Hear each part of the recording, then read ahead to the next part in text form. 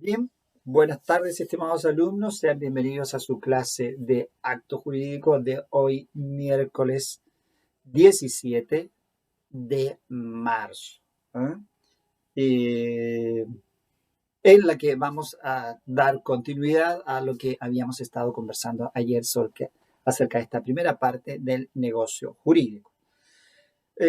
Hubo un tema ayer con el ingreso en la plataforma de su clase, porque entró minutos más tarde. De hecho, si mal no recuerdo, creo que entró 23 o 24 minutos más tarde.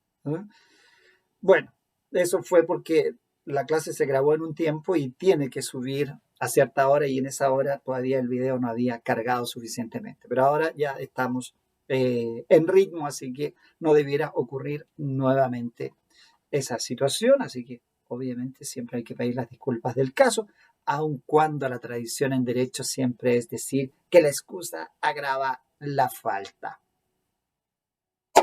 Bueno, tratemos de que no se vuelva a producir eso. Bien, pero sí lo importante es ir entrando en esta dinámica de una clase asincrónica que tiene algunas dificultades de repente,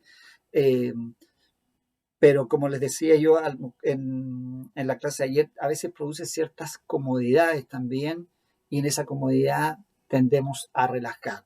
Así que tratemos de que eso no nos tome por ahí. Me conversaban algunos alumnos que en las clases dejan conectado el computador y luego se tapan con la frazada y siguen durmiendo. Así que confiemos en que no, confiemos en que eso no esté ocurriendo. Entiendo que es un tema general, un tema general de educación. De hecho, me lo contaba mi sobrino ayer, que está en cuarto medio y hace exactamente lo mismo. Entonces, hay que tener cuidado con eso. ¿No? Hay que estar allí activo, manteniendo esta dedicación a la asignatura en las horas eh, de clase y además en las horas complementarias.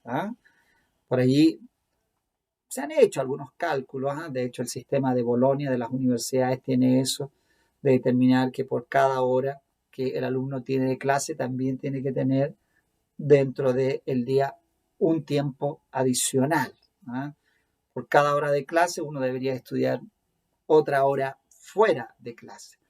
Eso es un poco complejo, se hace parte de la base de escenarios ideales en el que el alumno solo estudia. ¿no? Y eso, en verdad, por lo tanto, tiene una deficiencia y yo creo que está pensado en los universitarios de nivel óptimo, que debe ser la realidad de no más del 10% de toda la población universitaria. ¿ah? Aquellas personas que tienen dedicación exclusiva y que se dan muy pocos casos, muy pocos casos. Entonces, cuando un sistema se basa en pocos casos, obviamente que hierra. Y yo creo que ese es el error, porque hoy día mucha de la población estudia y trabaja, estudia y tiene familia, o estudia, tiene familia y trabaja. Entonces, hay que ir compatibilizando. Pero por eso tenemos que irnos ayudando también en ese sistema. ¿Ya? Bien, a seguir cuidándose. La pandemia no ha dado tregua, eh, ya se están empezando a hacer algunos comentarios de que eh, parece que va a haber que restringir un poco más las libertades y, y han cambiado también el perfil de la persona que está yendo a, a urgencia, es decir, que está entrando lamentablemente a la necesidad de requerir una cama de hospital. ¿ah?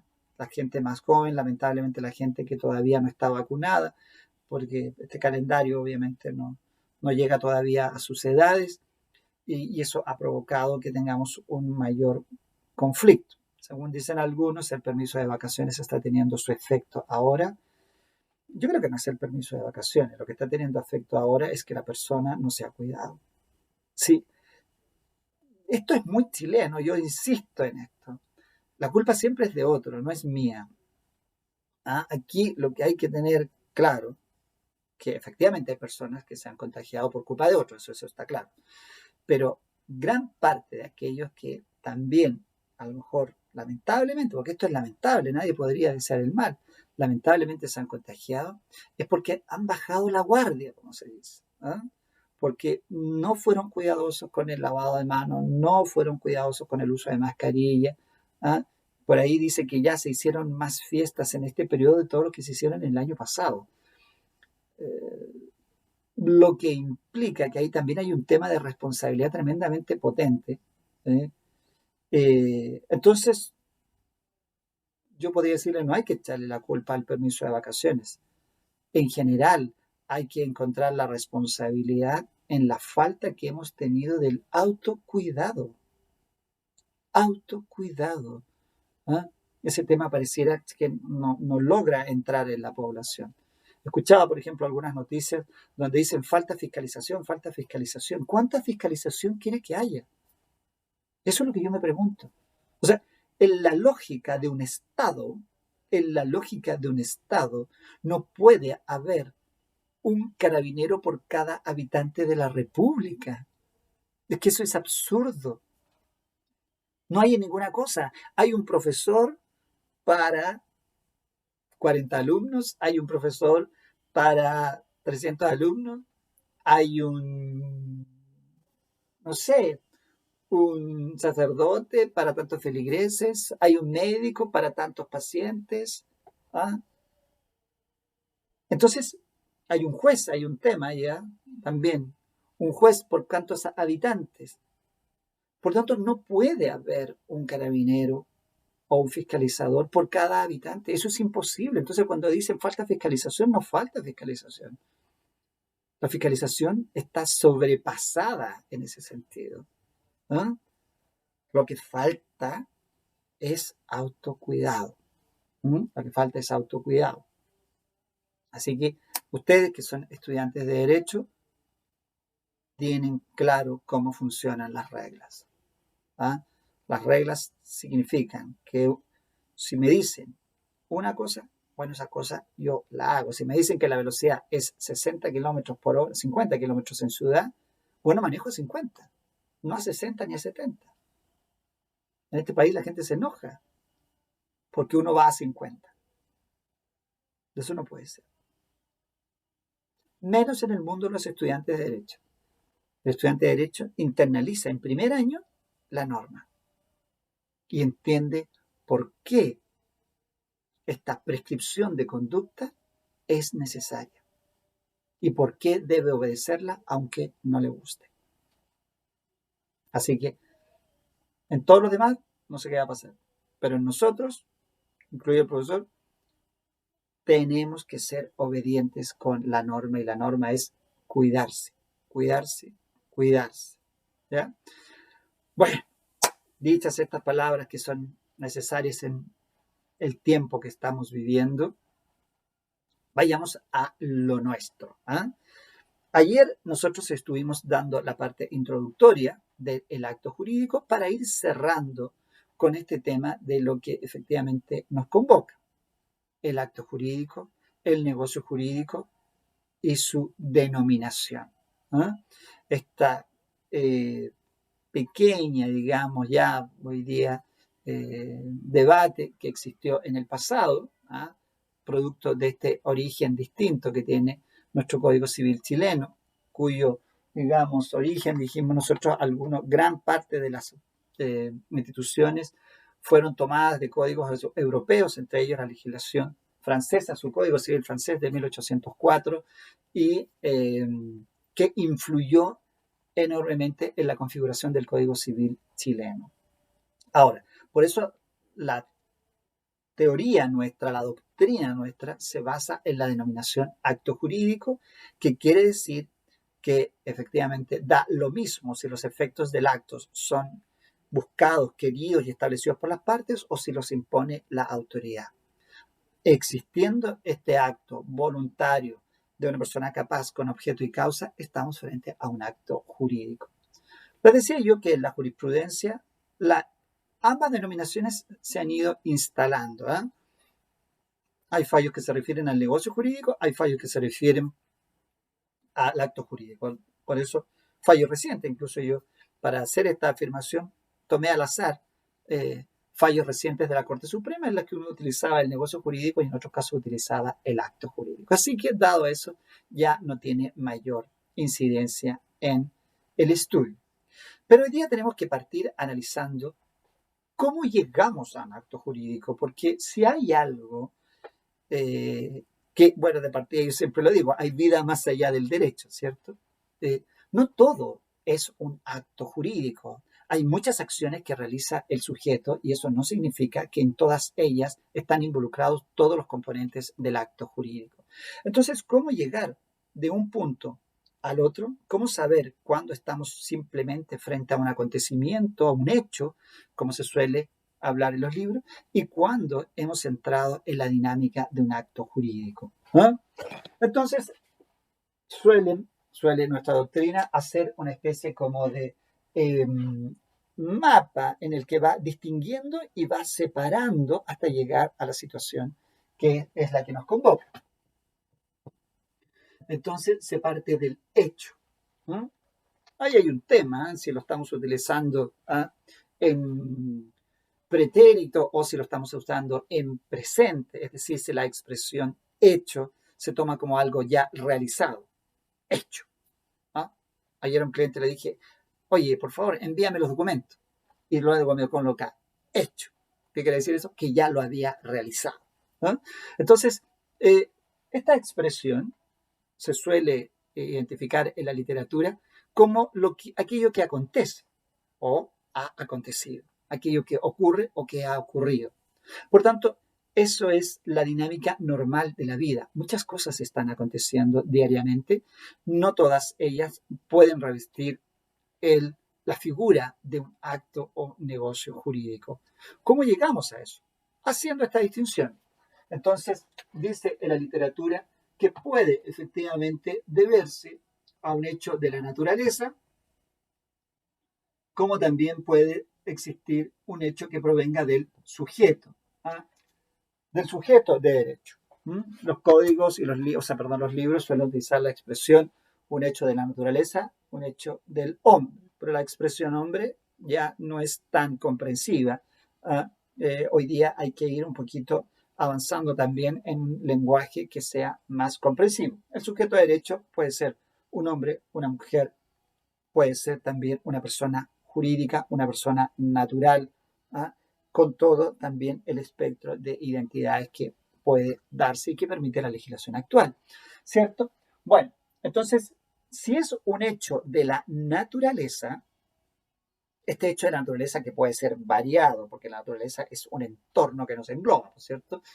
Puede efectivamente estar o provocar un resultado. Y ese resultado de ese hecho puede tener un impacto jurídico, puede tener una consecuencia de orden jurídico. Entonces, en ese caso ya ese hecho nos empieza a interesar. ¿Eh?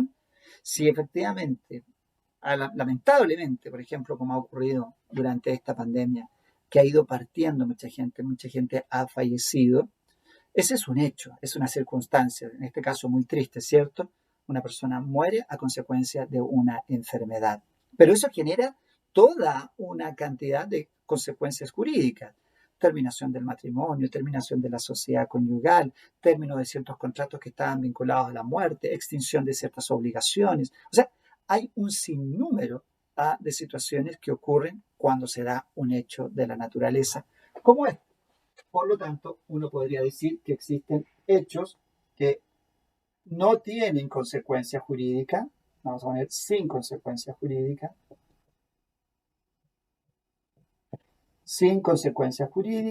como puede existir un hecho que sí tienen consecuencias jurídicas. ¿No?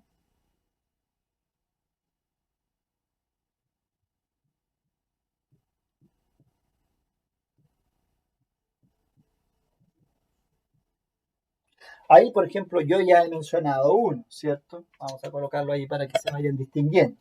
Por ejemplo, la muerte. Por ejemplo, el nacimiento. Por ejemplo, el transcurso del tiempo.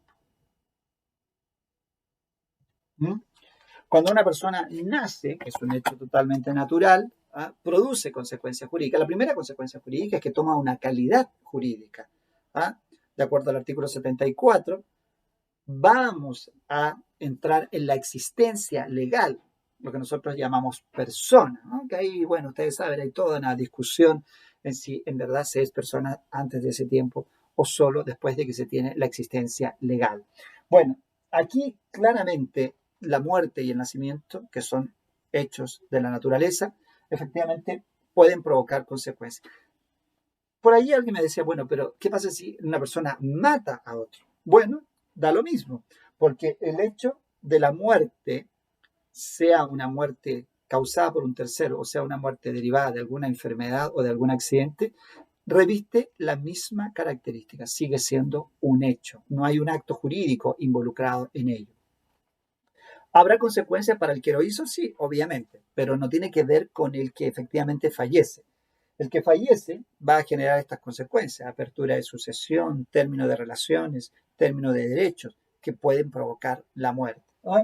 Del nacimiento, el mismo caso. No solo la categoría, que se adquiere la existencia legal, sino que también, por ejemplo, inserto dentro de ciertas relaciones familiares, puede adquirir calidad como de filiación, puede ser hijo de filiación determinada, puede también determinar que esa persona entre en ciertos rasgos de parentesco que la hagan titular de un derecho hereditario. En fin, consecuencias de haber nacido.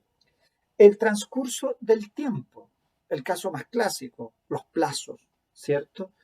Vamos avanzando en los días y se va cumpliendo el plazo. La capacidad de una persona. Piensen, por ejemplo, una persona ayer tenía 17 años y solo por dormir y pasar la medianoche y al día siguiente levantarse, se levanta ya plenamente capaz, sobre todo si tiene 18 años. Si tiene 16, se puede casar con autorización de los padres. Si tiene 14, puede entrar en la ley de responsabilidad penal juvenil. Si tiene 14 y es hombre, puede celebrar actos patrimoniales siempre y cuando cuente con autorización. Si tiene 12 años y es mujer, será un incapaz relativo y también podrá celebrar algunos actos. ¿Ven? Entonces, todo gracias al transcurso del tiempo, la prescripción.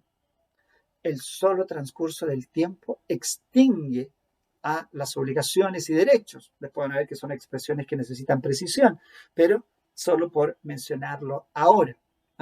Por lo tanto, el tiempo tiene una relevancia en ese sentido y puede ir produciendo consecuencias jurídicas. Pero pasemos al otro lado. ¿Qué pasa cuando en los hechos está involucrado el sujeto de derecho, la persona natural, persona jurídica, que puede haber ejecutado un acto y entonces ese acto hay que ver si fue realizado con la intención de producir una consecuencia jurídica o sin la intención de producir una consecuencia jurídica? ¿Ya? Todo se va esquematizando. Entonces aquí colocamos sin intención. La intención en derecho tiene una componente muy fuerte porque marca la libertad del individuo para desarrollar actos voluntariamente. ¿Cierto? El individuo es libre de desarrollar todas las acciones que quiera, pero esas acciones pueden tener efectivamente una consecuencia jurídica, como pueden no tenerla, ¿cierto? Si yo realizo el acto de caminar, el acto de nadar y cualquier acción humana, de conversar, que son acciones propias de los seres humanos, obviamente que no todas tienen una intencionalidad y no todas tienen una intención jurídica. Aquí estamos hablando de sin la intención de producir una consecuencia jurídica.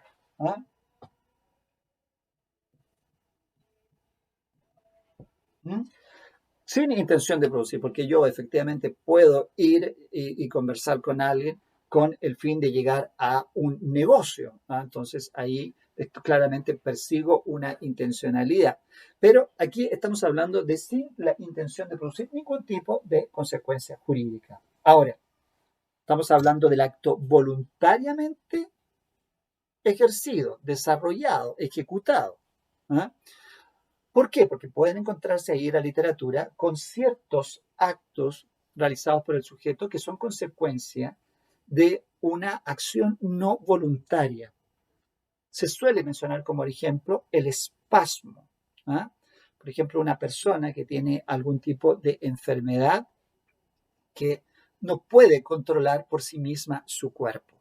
Entonces genera espasmos. Supongamos que en ese espasmo, en ese movimiento, que a veces es un movimiento violento, causa un daño. Entonces los autores dicen que eso no está excluido. Perdón, eso está excluido. ¿Eh? Porque la persona no quiso el acto. ¿Eh? Levanta la mano y, por ejemplo, golpea un estante y se cae un jarrón chino, el famoso jarrón chino, ¿eh? De la dinastía Ming, de millones de pesos involucrados.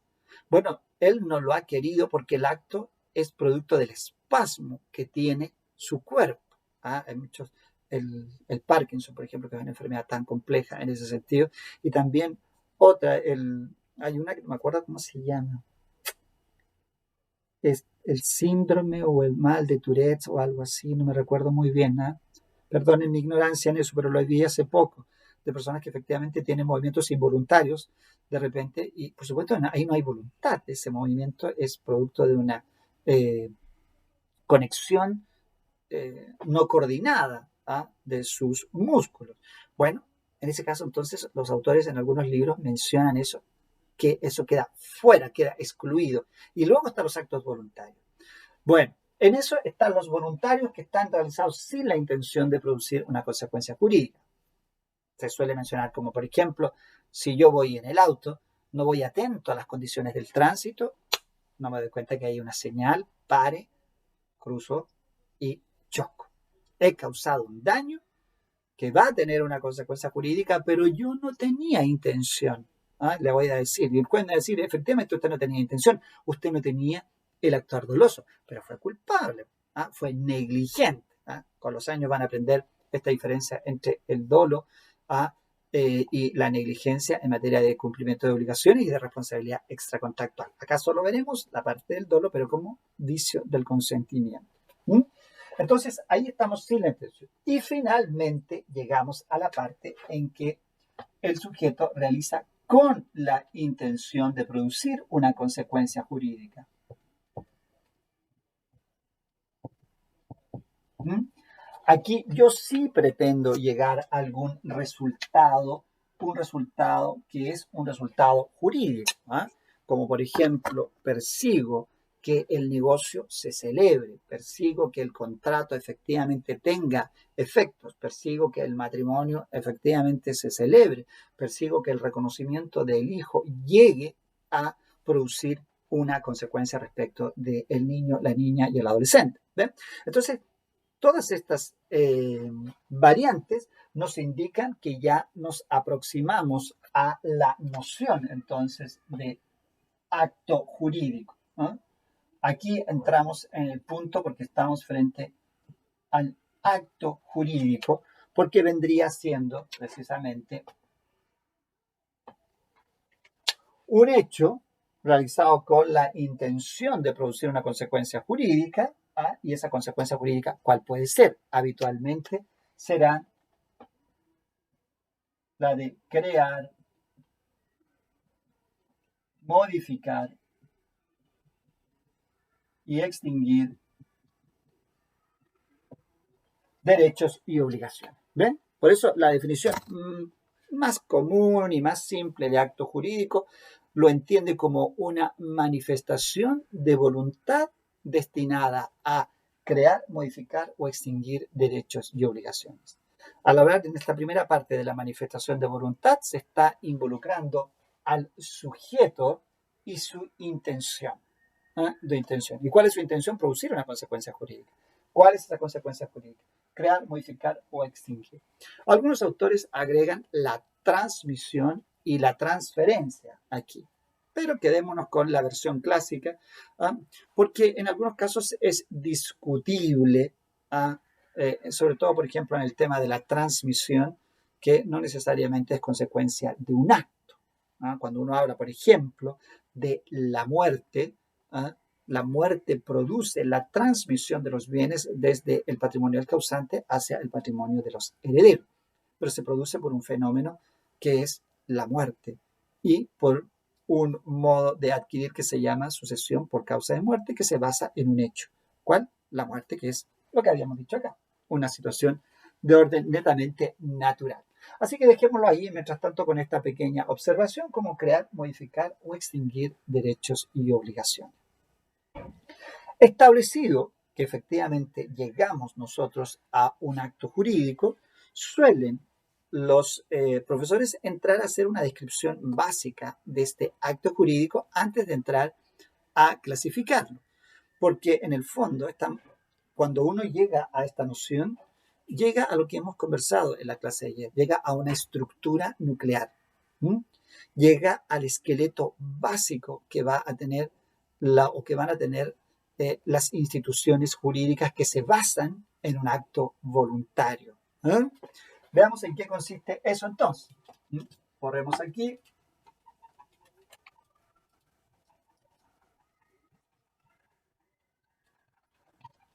Algún día van a inventar tinta de agua, que yo solo pase un pañito y se borre automáticamente. Porque las pizarras electrónicas como que no me gustan, pero en algún minuto yo creo que uno se va a tener que ir acostumbrando nomás a la pizarra electrónica.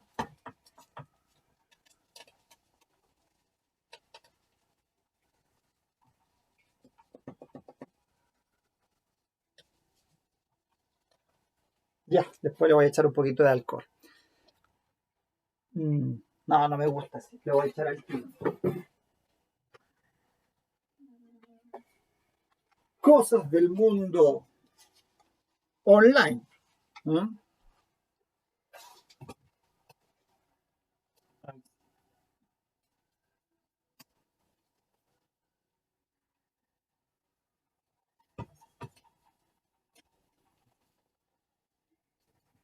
Ya, bien, ahí sí.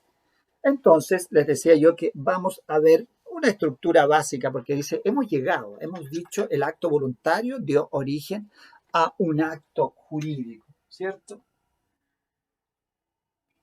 Este acto jurídico, en su estructura, consta, dicen los autores, de elementos esenciales,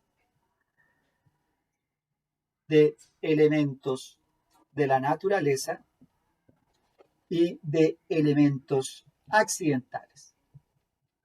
Así lo dice, por lo demás, el artículo 1444, que señala que se distingue en todo contrato, aun cuando la expresión está referida a los contratos, ya la doctrina unánimemente opina que estos elementos nosotros los podemos encontrar tanto en actos jurídicos unilaterales, que no son contratos, como en actos jurídicos bilaterales o multilaterales, como dicen otros también,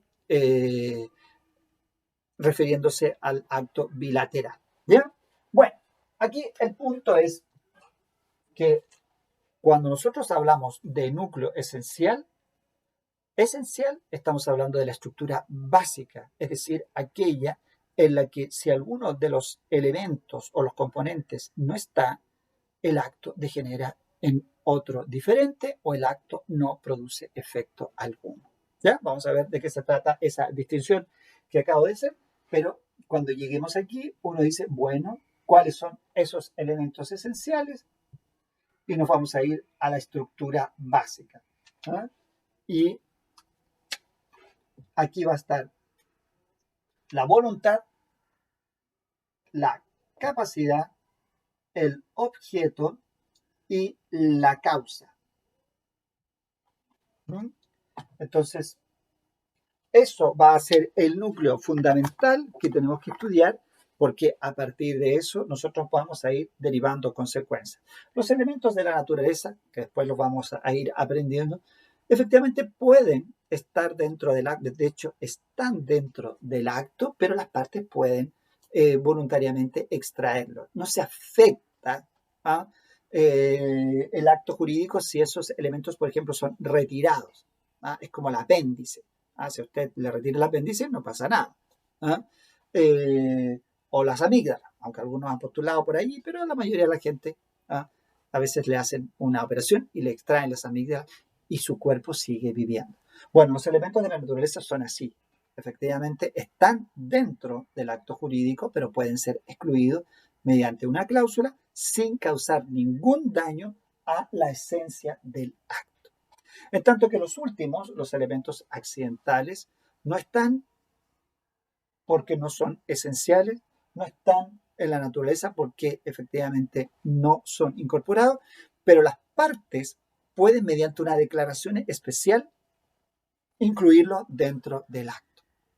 Por lo tanto, estos elementos accidentales están dentro de un, digamos, rubro más amplio, que es el de las modalidades en los actos jurídicos, que efectivamente es una decisión por autonomía de la voluntad de incorporarlas al acto, porque no están ni esencial ni naturalmente dentro de él. Bien, dicho esto, que es un preámbulo, porque en algún minuto nosotros vamos a llegar a desarrollar todos estos temas, vamos a ir con esta categorización. Es importante hablar de las clasificaciones o categorías de actos jurídicos porque nos permite viajar un poquitito por todo el ordenamiento de derecho privado reconociendo distintas acciones. ¿Qué es lo que hace un sujeto cuando reconoce un hijo? ¿Qué es lo que hace una persona cuando compra un bien? ¿Qué es lo que hace un grupo de personas cuando se asocian? Entonces, uno puede ir de alguna manera categorizando, viendo desde distintos puntos de vista el cómo se comportan estos negocios jurídicos. A eso entonces se les llama clasificaciones y, como les digo, nos va a permitir ver un poquito y observar el panorama del derecho. ¿Qué clasificaciones entonces resultan aquí relevantes en esta materia? Porque a lo largo del tiempo se han ido dando muchas opciones en materia de clasificaciones, incluso clasificaciones nuevas en base a actos nuevos. Ayer alguien me hablaba, por ejemplo, de los actos patrimoniales y no patrimoniales. ¿Qué significa, por ejemplo, cuando una persona celebra un acto que tiene gratuidad, pero que tiene por el otro lado un derecho social involucrado? ¿Es un acto patrimonial? ¿Qué tipo de acto es ese? Entonces uno podría decir es un acto patrimonial, no patrimonial o extra patrimonial. Piensa, por ejemplo, lo que está pasando hoy día con algunos estudiantes que han podido acceder a la gratuidad. La institución efectivamente le ofrece un contrato de prestación de servicios educacionales, pero él accede bajo un derecho social, que es bajo el derecho de gratuidad, lo que significa que el Estado se hace cargo de financiar esa educación. Entonces, ¿hay realmente una patrimonialidad en ese contrato o podemos ir más allá de la patrimonialidad del contrato? Interesante. ¿Ven? Veamos entonces cómo son esas distintas clasificaciones de actos jurídicos. Y la primera que vamos a analizar tiene que ver, como dice don Avelino León, con los actos que se distinguen en el área de familia y los actos que se distinguen en el área patrimonial.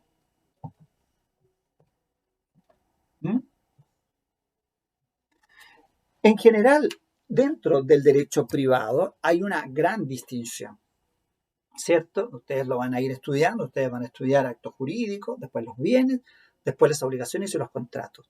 Toda esa área es el área fuertemente patrimonial, principalmente patrimonial. Uno nunca puede decir que es absolutamente patrimonial, porque muchas de las instituciones, de los actos, de los contratos, de los derechos que uno estudia, tienen una variante que puede ser que es principalmente patrimonial, pero tiene componentes en el orden de familia. Piensen, por ejemplo, en algo tan patrimonial como la compraventa, tiene una prohibición de celebrarse entre cónyuges que no se encontraren divorciados, entonces, o separados judicialmente. Entonces, ahí hay un tema, porque ¿cuál es la razón de la prohibición? ¿Por qué un cónyuge no le puede vender al otro un código? Son Ahí ella abogada, el abogado, oye, te vendo mi código. No puede, ¿por qué? Porque estamos casados, no se puede. Pero estamos casados en separación de bienes, no se puede, 1796. Bueno, las razones que llevan a eso, obviamente que hay una decisión del legislador de evitar que se puedan producir si primero ciertas faltas, en el caso de que hubiera sociedad conyugal, a la administración de la sociedad conyugal, y si no es sociedad conyugal, a cierta distracción de bienes que pueden estar reñidas con ciertos comportamientos de orden público o también moral. Cómo es que los cónyuges que tienen una comunidad de vida se van a vender uno al otro las cosas. Te vendo un plato de comida. Sería como absurdo, ¿cierto? Entonces, ¿ven? Un acto netamente patrimonial tiene una componente allí en el orden de familia que impide que se celebren contratos de compraventa entre cónyuges no separados judicialmente. Bueno, entonces, por eso hablamos que esta distinción dentro del derecho es eminentemente patrimonial, principalmente o eminentemente de familia. Le decía yo, los 4 primeros civiles están enfocados a esa área. Después viene el área de familia. Tanto es así que para algunos el derecho de familia ha ido logrando cada vez más autonomía, sobre todo porque los principios que hoy día operan dentro del derecho de familia lo han ido como separando un poquitito del área patrimonial, pero no absolutamente, e inclusive en algunos casos se ha vuelto a imbuir de principios del derecho privado patrimonial. Por ejemplo, dándole cada vez más autonomía a los padres en el cuidado de los hijos. Algo que ante el Estado era muy estricto, la ley les obligaba a eso. Entonces hoy día hay un poquito más de apertura. Bueno, pero llegarán a ese ramo. Entonces aquí hablamos de eminentemente relativo a la familia, eminentemente relativo al patrimonio. ¿Ya? El acto jurídico de familia es aquel que tiene por objeto la regulación de las relaciones de familia o las derivadas de las relaciones de familia. Por ejemplo, aquí vamos a tener matrimonio, ¿ven? Un típico acto jurídico de familia que está allí en el 102. Tenemos también, por ejemplo, el reconocimiento de hijo. Tenemos la repudiación. No quiero que mi padre o mi madre que me han reconocido voluntariamente sean mi papá o mi mamá. Llegado a la mayoría de edad, el legislador le concede la posibilidad a aquel que ha sido reconocido voluntariamente de repudiar ese reconocimiento. Eso es un acto jurídico también, porque de hecho es un acto jurídico solemne. También podría ser un acto jurídico de familia la adopción. Y en mi opinión, también es un acto jurídico de familia el acuerdo de unión civil. ¿Por qué digo yo que en mi opinión? Porque si uno analiza el artículo primero de la ley 20.830, señala que este acuerdo de unión civil se celebra para regular las relaciones afectivas, para regular la vida afectiva de los convivientes. Entonces, al incorporar el elemento de afectividad, tiendo yo a identificarlo con la familia, en el sentido de que si se va a regular esa vida afectiva, es porque tiene una consecuencia patrimonial. De manera que lo patrimonial es consecuencia de la relación afectiva que tienen las personas, que fue por lo demás la idea con la que se discutió el proyecto de acuerdo de unión civil, que las parejas del mismo sexo que no tenían acceso al matrimonio podían celebrar este acuerdo. ¿Para qué? Para que esa relación estable que ellos tienen o que ellas tienen pueda ser conducida y pueda además generar protección para la parte patrimonial, pero parte desde la relación afectiva. Entonces, pero esa es mi opinión. La mayoría de los autores dicen que no, que esto fue solo planteado desde la perspectiva para proteger el patrimonio de esas personas. Yo creo que en la vida las cosas no son así. Nadie va exigiendo una ley que tiene que ver con la unión de dos personas solo porque nos interesa lo material. Uno podría decir, me imagino que las personas que celebran el acuerdo de unión civil no tienen este objetivo. tienen el objetivo de efectivamente ir a una vida afectiva juntas o juntos. Entonces, pero bueno, esa es una opinión mía, es una opinión que, por supuesto, exige todavía mucha fundamentación desde mi parte y por otro lado exige también respetar la mayoría doctrinaria, ¿ya? Bueno, ahí tenemos entonces actos de familia. Por el otro lado, tenemos los actos patrimoniales, aquí cuyo objeto principal es la regulación del patrimonio o lo que tiene que ver con los bienes, con los derechos y obligaciones de orden patrimonial, ¿cierto? Bueno, aquí lo principal tenemos los contratos que efectivamente regulan este es un ejemplo solamente, de actos patrimoniales. ¿No? Podrían serlo perfectamente actos que tienen que ver con la extinción de obligaciones, por ejemplo, el pago, ¿ah? Que es un acto patrimonial en el orden jurídico, pero no es un contrato, sino que es una convención que en ese caso extingue obligaciones. Ahora, hemos dicho que principalmente los actos regulan las relaciones de familia, principalmente regulan las relaciones patrimoniales, pudiendo tener injerencias. ¿Ah? Esto es como esa vieja distinción entre derecho privado y derecho público que termina estableciendo que en el medio existe una zona gris de actos o de derechos que pueden revestir parte público, parte privado. Bueno, aquí es lo mismo. ¿Ah? Tenemos esa necesaria consecuencia en el ámbito patrimonial y esas necesarias exigencias que provienen del derecho de familia. ¿Mm? ¿En qué aspectos es importante establecer esta distinción? Por ejemplo,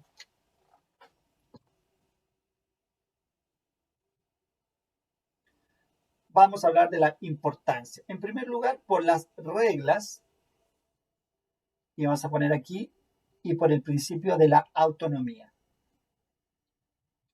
¿Mm? Cuando uno revisa las reglas que regulan toda el área de la actividad patrimonial, obviamente que el legislador tiene cierto relajo. ¿Por qué? Porque el principio de la autonomía de la voluntad siempre va permitiendo el que las partes puedan celebrar todos aquellos actos que son, digamos, pertinentes a sus intereses, que no sean contrarios, obviamente, a las normas o los límites fundamentales del orden público, las leyes, a las buenas costumbres. Eh, pero, si nos vamos al área de familia, cambia la figura. Aquí la reglamentación le da menos espacio, no es que no le da menos espacio a la autonomía de la voluntad y por lo tanto sus reglas suelen ser más estrictas. ¿Ah? Es decir, hay que respetar lo que dice el legislador y no actuar con autonomía. ¿No? Eso es importante a la hora de producir la interpretación. ¿De qué? De las leyes. ¿No? ¿Por qué? Porque las leyes prohibitivas y las leyes imperativas, aquellas que, es decir, condicionan al cumplimiento de ciertos requisitos, suelen ser más propias del derecho de familia. En tanto que las leyes prohibitivas, o sea, permisivas, suelen ser más del área de contrato. Recuerden ustedes que de acuerdo a nuestra clasificación básica ahí, que está en el artículo primero de la ley, están la ley que manda, la ley que prohíbe, la ley que permite, ¿cierto? Bueno, aquí uno por eso suele señalar que cuando es prohibitiva, cuando es imperativa, eh, estas son más parte de los actos jurídicos de familia, en tanto que los actos jurídicos patrimoniales, las leyes son un poquito más flexibles. ¿Ah? Hay una especie de, recuerden que el código, de acuerdo a su característica actual y vigente desde siempre, es un código supletorio. ¿Supletorio de qué? De la voluntad de las partes. ¿Ah? Salvo en el punto de que entra el orden público, para algunos, esta área, y en algunos aspectos también del derecho patrimonial en que hay orden público. ¿Sí? Por eso decimos, no son actos jurídicos de efectos excluyentes, sino que son de efectos principales con intervención de efectos patrimoniales en el uno, de familia en el otro. ¿Ya? Bien, y otro elemento que también hace una distinción entre el acto jurídico de familia y el acto jurídico patrimonial lo encontramos en las reglas de nulidad.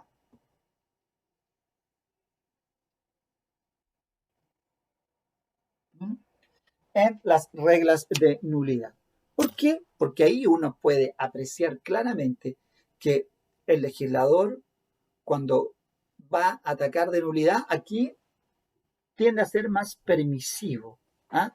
Por ejemplo, se puede intentar la acción de nulidad absoluta, la acción de nulidad relativa, la acción de nulidad relativa la puede intentar en 4 años, la absoluta en 10, incluso se puede intentar inexistencia, que no tiene plazo. ¿Ah? Puede intentarla todo aquel que tenga interés en la nulidad, mientras que cuando nos vamos al área de familia, dejamos de hacer en primer lugar la distinción entre nulidad relativa y nulidad absoluta. Acá la nulidad ataca de fondo al acto siempre y cuando en ese ataque de nulidad no se estén comprometiendo intereses superiores.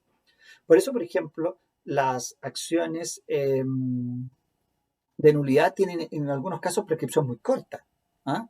Si acá en el ámbito patrimonial uno por un error puede ir de 4 a 10 años intentando una acción de nulidad, acá la acción de nulidad es corta y en un año ya no tenemos opciones a veces de intentar una nulidad. ¿Eh? ¿Por qué? Porque prima la situación de familia. ¿Ah? Nadie podría pensar, por ejemplo, que el reconocimiento de un hijo se puede impugnar por nulidad después de 15 años. Entonces, en ningún caso. Ahí ya la situación del estado que adquiere el niño, ¿ah? Algo que se llama el nombre, trato y fama, ¿ah? Que tiene una realidad incluso, lo trató como hijo siempre, ¿ah? Lo nombró como hijo y fue conocido como hijo. Eso prima la realidad, en el caso, sobre lo que jurídicamente pudiese ser reprochable. ¿Ah? Por eso la acción de nulidad es muy controlada en materia de familia. ¿Mm? Eso a tenerlo muy, muy presente. Bien, hay más elementos que ustedes pueden encontrar allí. Yo se los voy a dejar con la minuta del profesor Avelino León para que vayan indagando en otros aspectos en que resulta de mucha importancia distinguir entre un acto de familia y un acto patrimonial. Bien, bueno, ahora vamos a pasar a la que suele ser la distinción característica de distinción del acto jurídico, que es distinguir entre actos jurídicos unilaterales y bilaterales. ¿Eh? Vamos borrando entonces. Oiga, se me está desarmando el borrador. Me había durado tanto. Era muy bueno porque tiene imanes. Mira, ¿eh? Se queda ahí. Este me regaló en alguna oportunidad una alumna que era profesora ella también. Me dijo, yo también soy profesora, me dijo, así que le regaló a este borrador.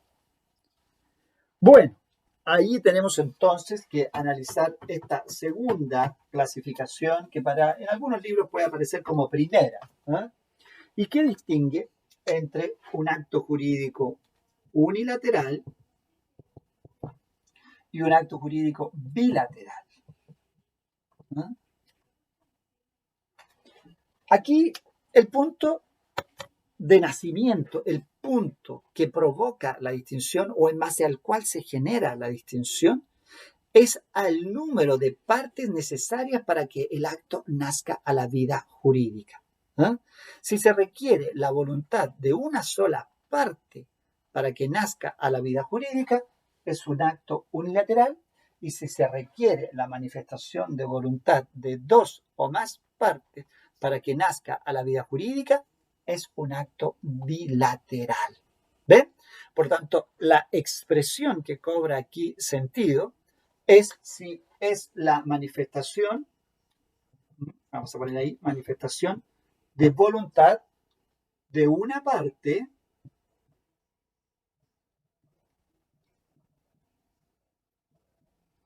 entonces es un acto jurídico unilateral. ¿Ah? Si requiere la manifestación de voluntad de 2 o más partes, es entonces bilateral. Ahora, Esto nos lleva a precisar este concepto. La parte, los que tienen un común destino jurídico, los que tienen un común interés jurídico, esos conforman la parte. Y si ustedes se van al artículo 1438,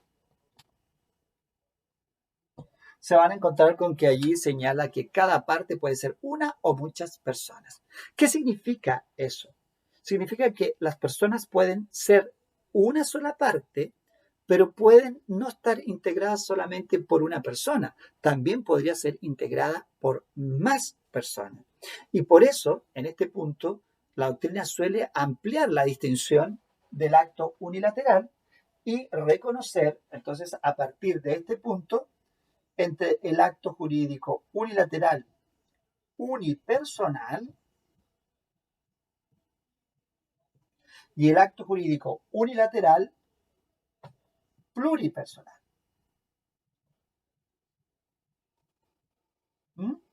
Pluripersonal. Aquí significa que el acto que para nacer a la vida jurídica requiere la voluntad de una sola parte, pero esa parte está integrada por una sola persona. Caso típico, podríamos mencionar aquí, por ejemplo, el testamento del artículo 999. Se podría mencionar también aquí el reconocimiento de hijo. Una persona ahí, en los artículos 187 y siguiente, hay formas de reconocer a los hijos. Entonces, si quiero reconocer a un hijo, no tengo que ir en conjunto con el otro progenitor. Basta mi reconocimiento porque se establece una relación unilateral allí. Yo reconozco a mi hijo. Entonces, ahí requiere la voluntad de una sola parte para nacer y esa parte está integrada solo por una persona. ¿Ya?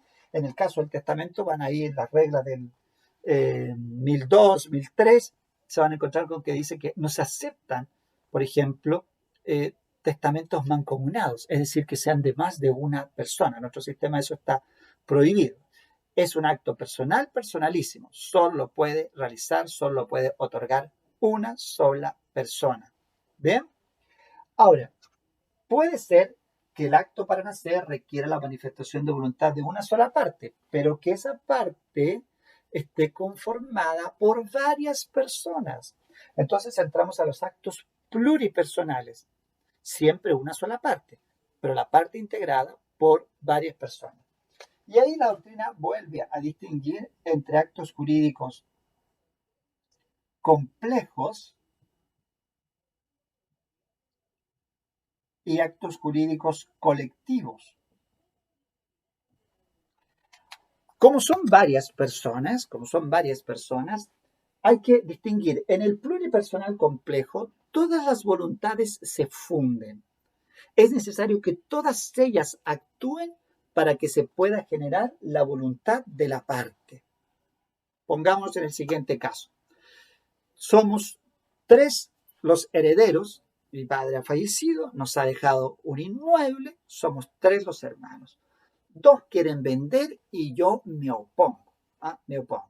Por tanto, allí no se puede realizar la venta del inmueble porque para que se pueda vender el inmueble, la voluntad tiene que ser completa. Toda se funde y forma voluntad. De manera que si yo me opongo, no se puede vender. Ahí en ese caso mis hermanos tendrán que ir y ver si lo hacen por una partición y en un remate lograr algo, pero la verdad es que voluntariamente no me pueden obligar. Solo me pueden obligar a ir al juicio particional, pero no a vender. ¿Bien? Ahora, ¿por qué? Porque se han fundido las voluntades. Si ustedes analizan el artículo 688, número 2, que ahí se establecen las inscripciones que proceden para poder disponer de los bienes inmuebles, la del número 2 indica que si no se practica la inscripción especial de herencia, los herederos, los que son comuneros en ese inmueble, no van a poder disponer del inmueble sino de consumo. Para practicar que sea esa inscripción, efectivamente, pueden disponer del inmueble, pero deben hacerlo de consumo. Es decir, todas las voluntades deben reunirse. En cambio, cuando el acto es colectivo, significa que todas las voluntades concurren para formar la parte, pero se aceptan las mayorías, porque se sujetan al principio de las mayorías.